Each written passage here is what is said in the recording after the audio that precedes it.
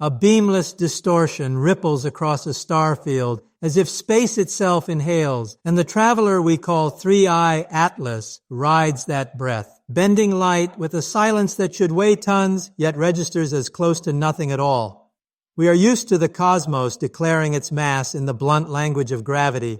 Planets grip moons, stars yoke comets, galaxies curve the paths of photons like a river curving reeds. But as the faint background stars behind Three-Eye Atlas brighten and dim in delicate pulses, the effect resembles a microlens sweeping past, the kind we normally attribute to compact matter, a dark remnant, a rogue planet, a dense shard of frozen mountain.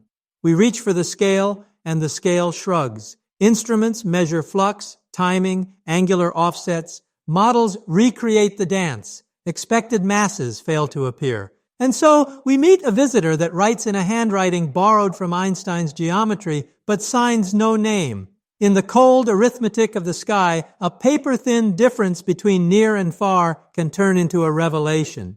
The photons are our messengers, and they arrive with altered stories, slightly delayed, slightly magnified, as though their journey brushed the gravity of something real.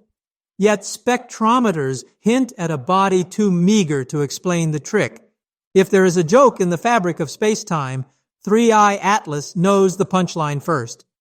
Between the wavelengths and the whispers there lies a choice. Perhaps our quarry is not massive but clever, not heavy but structured, not an object that drags space, but a configuration that persuades space to act as though it were dragged. The difference sounds philosophical until it informs the math, until it guides where we point our telescopes next, until it asks whether the universe's rules are a prison or an invitation. Designated by its hyperbolic exile and first flagged by a survey tuned to find thin needles in thick hay, Three-Eye Atlas Travers is our system with a velocity that speaks the grammar of distant suns. It is the third of its designation, the latest in a lineage of interstellar interlopers we struggle to greet before they have already waved goodbye. Its path is not bound. The sun's pull is a mere parenthesis around an otherwise straight sentence. To those who spend midnight hours with blinking consoles and coffee gone lukewarm, the notification was both familiar and disquieting. A speck with a speed too high for the local family album, yet lighting the sky with behavior that belongs to massive wanderers. Quickly, observatories coordinated, optical arrays for photometry, spectrographs for chemical fingerprints, radar for ranging where possible, and radio telescopes listening for the softest afterthoughts of plasma and dust.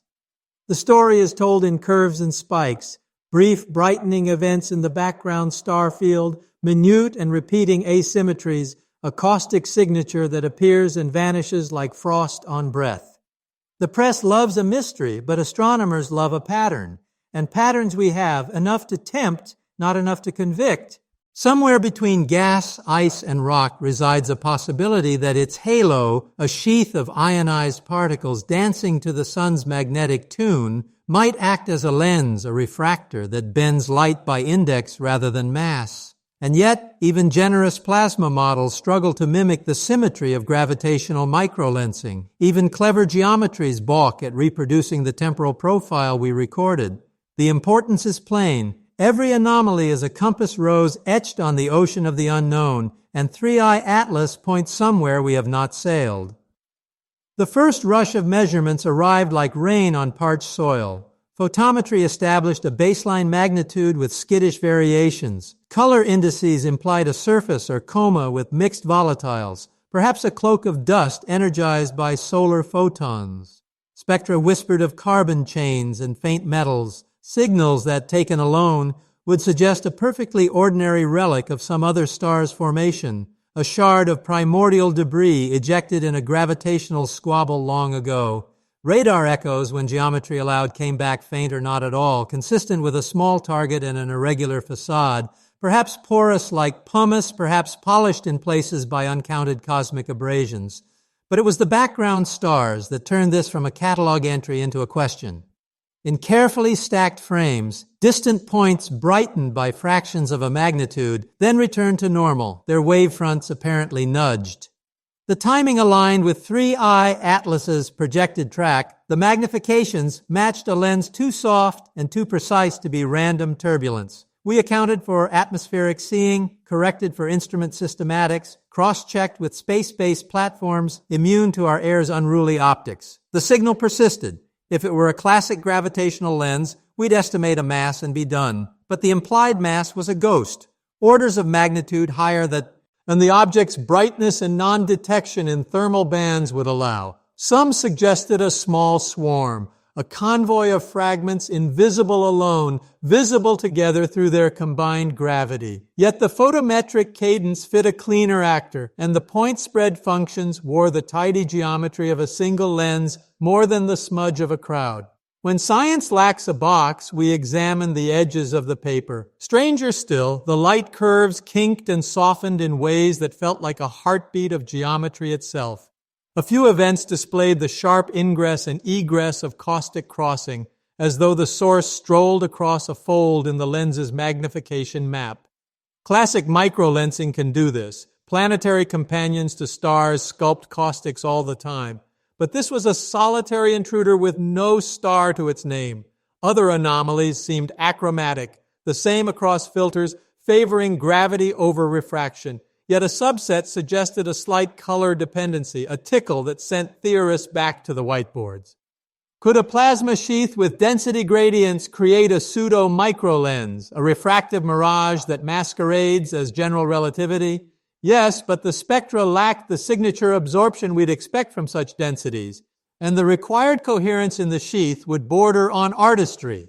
Could dust grains aligned in magnetic fields produce birefringent effects to shuffle polarization and brightness? Perhaps, but again, the symmetry was uncomfortably neat. And then there were the accelerations, tiny, non-gravitational nudges on the trajectory, as if volatile jets exhaled from sunlit fissures, a behavior we have seen in comets. Those jets could spin and precess, they could sculpt the coma, they could push our intruder slightly off an ideal path. But no plausible arrangement of sublimation made the background stars blink with the crispness we recorded. The anomalies disagreed like polite experts on a panel, each one explaining a part of the mystery and none willing to explain it all. In that tension, discovery often takes root. If the data is a weather map, the hypotheses are our ships, some seaworthy, some romantic, all drawn toward the same horizon. The conservative vessel is plasma lensing, ionized gas changing the speed of light through a refractive index different from the vacuum, as mundane as a mirage on hot asphalt and as grand as a cosmic magnifying glass. Parameter ranges are tight. The densities must be right. The sheath must be smooth. The alignment must be favored by luck.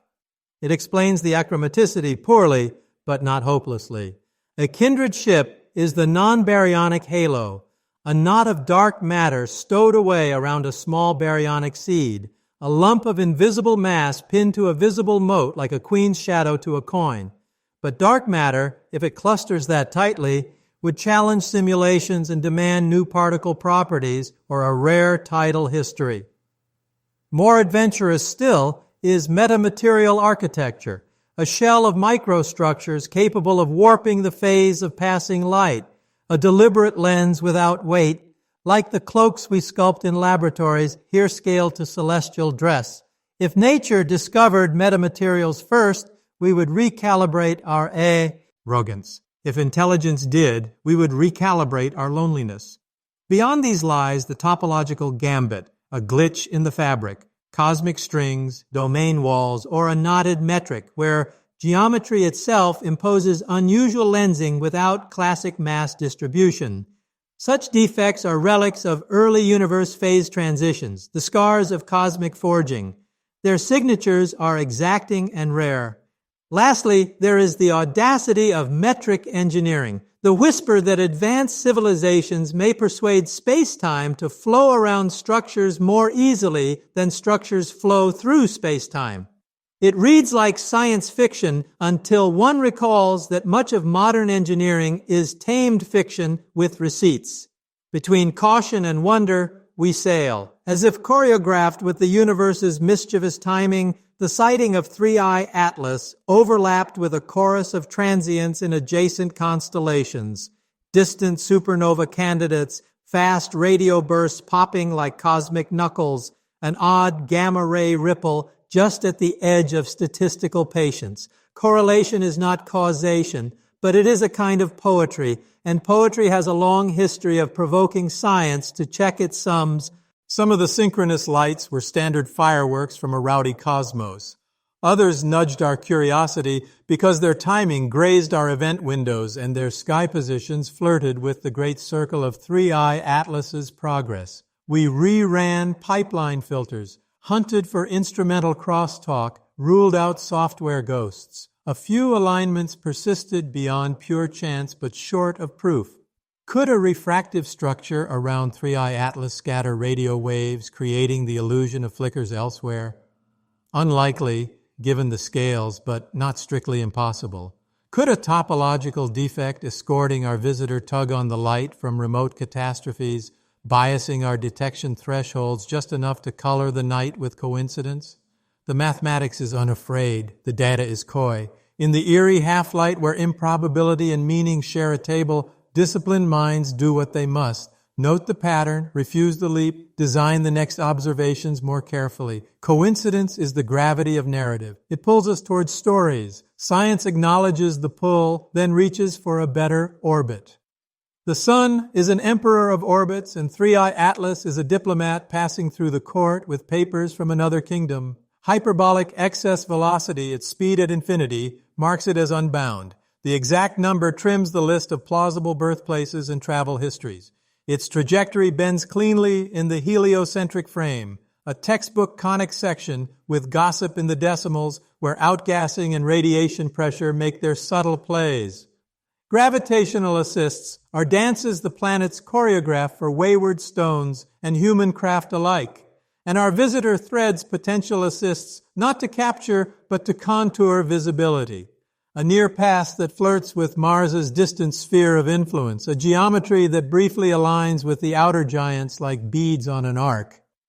If it carried a faint halo of non-luminous mass, the curvature of its path wouldn't betray it against the sun's overwhelming field. Only the micro-lensing of background stars would whisper the secret. If the lensing were refractive, the effect would peak when line-of-sight density was greatest, near perihelion, when solar radiation can charge and peel layers from its surface, structuring a sheath capable of acting like a glassy tide. A clever vessel could even use such a sheath on purpose, sculpting its local environment into an optical device, less a starship than a star instrument, traveling by encouraging space to cooperate.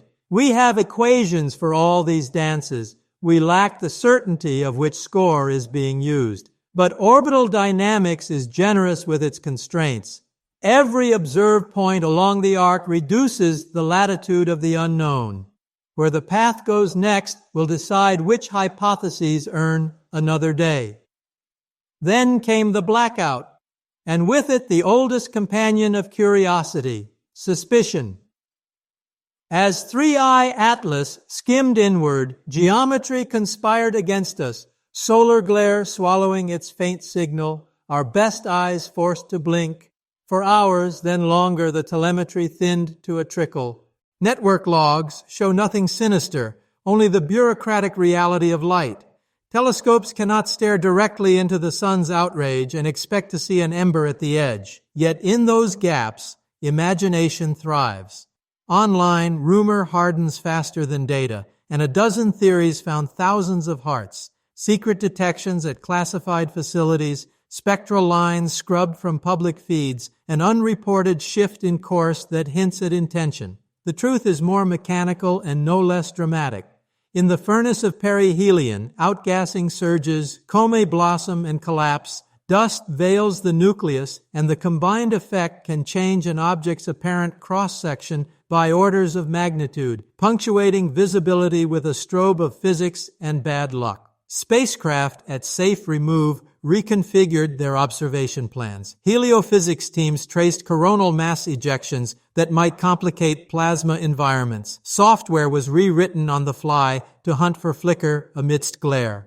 When data returned, it brought neither confession nor absolution, only more to measure. A renewed series of micro-brightenings in background sources, a polarization angle that drifted as though some subtle alignment had precessed, a tail that kinked briefly against solar wind expectations, and then relaxed. Suspicion in the end is a reminder that the universe does not owe us a plot twist. It only owes us itself. What happens if lensing without conventional mass is real, not merely a trick of messy data or the sleight of a complex coma, but a reproducible, modelable phenomenon? The first consequence is philosophical and then swiftly practical. We would learn that the universe grants us more levers than weight alone to bend the paths of light and, by extension, the flow of information and momentum. Space travel ceases to be only about pushing against mass and begins to include persuading space to cooperate. A future telescope could deploy metamaterial sails to shape the phase of starlight, amplifying resolution without mirrors a city block wide. Communications could leap beyond line of sight by laying temporary refractive corridors in plasmas sculpted by beams, turning interplanetary space into a waveguide network. Navigation could exploit self-induced lensing bubbles as low-energy rudders, trimming trajectories with whispers rather than burns, writing with geometry where once we shouted with propellant. Cosmology, too, would feel the tremor. Surveys of weak lensing used to map dark matter might need to disentangle a foreground population of natural plasma lenses or exotic refractors, revising mass distributions and with them the parameters of fate. If non-baryonic knots are permitted in ways our simulations missed, we would chase new particles or new interactions, new early universe phase stories that leave such pearls traveling the deep. And if, quietly, ethically, collectively, we entertained the possibility of intelligence, we would sharpen our SETI to listen for signatures not in narrow-band beacons, but in carved geometry, regions where wavefronts travel just so, as if asked to. The implications touch engines, antennas, observatories, and the stories we tell our children about what a civilization can be. And yet we earn the future by how we handle the present. The appropriate ambition now is disciplined wonder, design campaigns that can split gravity from refraction, mass from metric, comet from sculpture. Multi-wavelength observations across optical, infrared, and radio can test achromaticity. Polarization studies can reveal aligned grains or magnetically disciplined plasmas. Precise astrometry can track non-gravitational accelerations with tenderness down to micrometers per second squared. Close collaboration between heliophysicists and planetary scientists can model how solar wind structures might erect temporary lenses around interstellar debris. Laboratory teams can push metamaterials to new scales and environments, exploring whether structures that behave like optical cloaks at millimeters could, in principle, scale to meters or kilometers without impossible losses. Gravitational theorists can sketch the signatures of topological defects and comb archives for missed whispers. Space agencies could seed small probes in halo orbits where sunlight is a negotiable ally, ready to pivot toward future interstellar visitors with cameras, spectrometers, and fields and particles packages tuned to sniff for lensing clues. A constellation of small satellites could act as a synthetic aperture across millions of kilometers, catching micro-brightenings with triangulated certainty. And when the next 4i, 5i, or 6i blows a kiss to our star, we could be prepared to answer with instruments that do not blink. The lesson of 3i Atlas is not merely that the universe offers surprises, it is that we can become better at being surprised. There's a practical poetry to what comes next, a blueprint for exploration that places humility beside audacity. We should fund sky surveys with deeper cadence, the kind that watch the background stars as attentively as the foreground traveler. We should station radio eyes far from terrestrial noise, perhaps on the far side of the moon, to eavesdrop on plasma structures with the patience of stone.